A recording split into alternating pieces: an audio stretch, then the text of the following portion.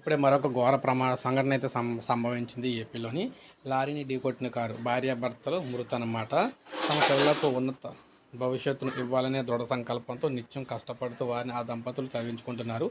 తల్లిదండ్రులు ఆశించిన విధంగానే పెద్ద కుమారుడు ప్రవీణ్ బాగా చదివి చెన్నైలో నేవీలో పనిచేస్తున్నాడు. గుంటూరులో సీఏ చదువుతున్న చిన్న కుమారుడు సురాజ్ మంచి ఉద్యోగం సాధిస్తాడని కూడా మురిసిపోతున్న సమయంలో దంపతులు మృత్యువు కాటేసింది. తమ పిల్లలు వృత్తిలోకి రావటాన్ని చూడాలని వారికి ఆసక్తి నెరవేరలేకుండా పోయిందనమాట. కిర్లంపూడి ఏనుగు వీధికి చెందిన ఏనుగు దొరబాబు తన తండ్రి ఏనుగు రంగారావుకు రెండో సంతానం అనమాట. కుమారుడికి కొల్లల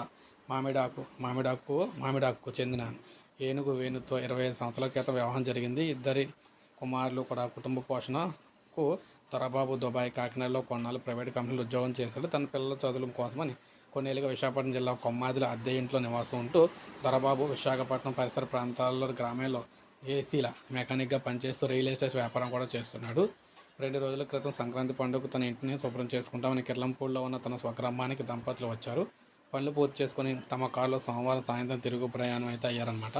యలమంచిలి మండలం పోతిరెడ్డిపాలెం వై జంక్షన్ వద్ద ఎడమ పక్క నుండి వస్తున్న బైక్ను తప్పించబోయి కారును కుడివైపు తిప్పడంతో డివైడర్ ఎక్కి వైజాగ్ వైపు నుంచి వస్తున్న లారీని ఢీకొట్టింది. సో దీంతో భార్యాభర్తలు అక్కడికే చనిపోయారు.